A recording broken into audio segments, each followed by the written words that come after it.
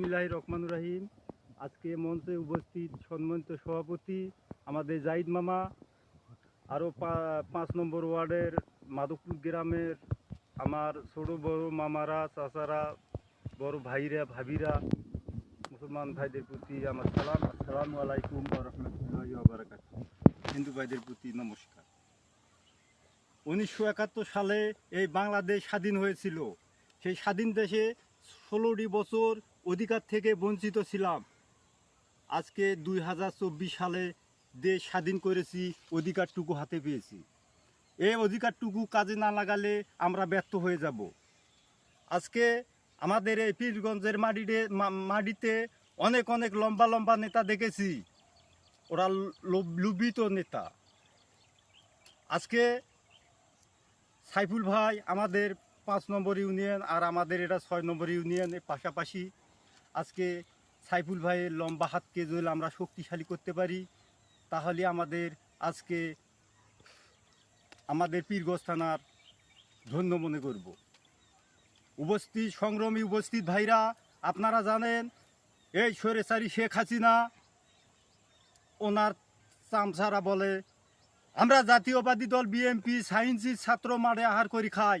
আওয়ামী লীগ ভাইরা ফেসকে পাখি রূপ ধারণ করে সজনার ডালে বসে কয় টিপি দেও ঝাঁত করে কাদের উপর পানা দিয়ে মুখের কেড়ে নেয়। সংগ্রামী উপস্থিতি, আপনারা জানেন আজকে এই স্বৈরাচারী শেখ হাসিনা এই বাংলাদেশ ডিজিটাল বাংলাদেশ বলেছে। ডিজিটাল মানে নতুন কিছু আবিষ্কার, নতুন কিছু। যখন আয়না ঘর বানা শুরু করেছে তখন বাংলাদেশ ডিজিটাল বলেছে, আয়না ঘর বানা শেষ তখন বলেছে স্মার্ট বাংলাদেশ। তাহলে কিভাবে বলে যে আমি আয়না ঘর বানাতে পারি খুব, এইভাবে বলে ওরা বলতেছে স্মার্ট বাংলাদেশ। আমরা জাতীয়বাদী দল বিএনপি সায়েন্সের ছাত্র, তোদের রাজনীতি ধরা। সংগ্রামী উপস্থিতি, আজকে আমরা দেখতেছি এই মাধবপুর গ্রামের ছোট ছোট বাচ্চারা আজকে হলো ধানের শীষ মার্কা নিয়ে ওরা রাস্তায় রাস্তায় ঘুরতেছে। আজকে বাচ্চাদের ঘরে 16 বছরকার ফাঁপড়টা বের হয়ে গেল। সংগ্রামী উপস্থিতি, আমরা যদি সাইফুল ভাইকে এমপি বানাতে পারি, ভবিষ্যতে সাইফুল ভাই মন্ত্রী হওয়ারও পাওয়ার ইনশাআল্লাহ থাকবে। মানুষের সমালোচনা করব না, কোনো গীবতও গাব না। ভাইরা আমার, আমরা কেউ কিছু কথা বলুক, যে কয় ভোট না দিলে জান্নাতে যাওয়া যাবে না, এই সমস্ত কথা বলতে পারে। কারণ ওরা এখন হলো 6 ঋতুর নাম স্মরণ করতেছে। ওরা যদি 6 ঋতুর নাম স্মরণ করতো তাহলে আজকে দিল্লি যাওয়া লাগতো না। ঠিক।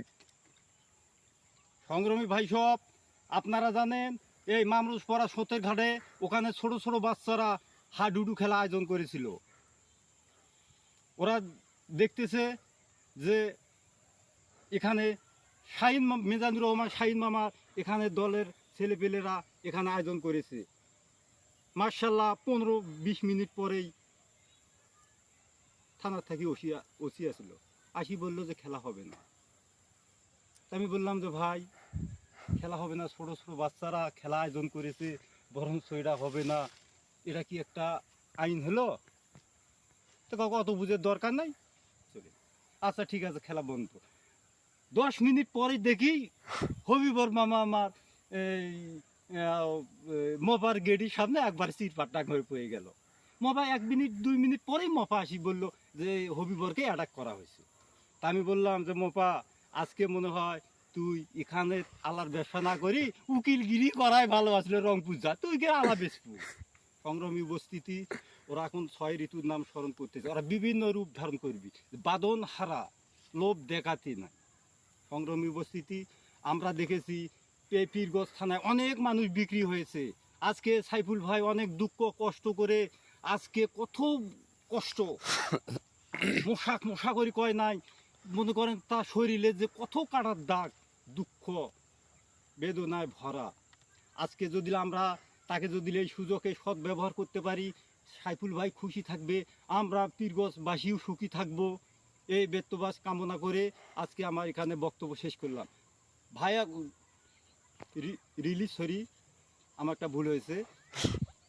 আমি বক্তব্য মাধবপুর সাইফুল ভাই আপনাকে আমি বলতে চাই, আমার এই এই 5 নম্বর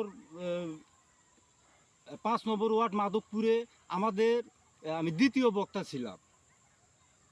দুঃখের বিষয় আমার শাহজাদা নিষেধ করলো, মামরসপাড়া শাহজাদা নিষেধ করলো, আমি ওখানে অপমান হয়েছি।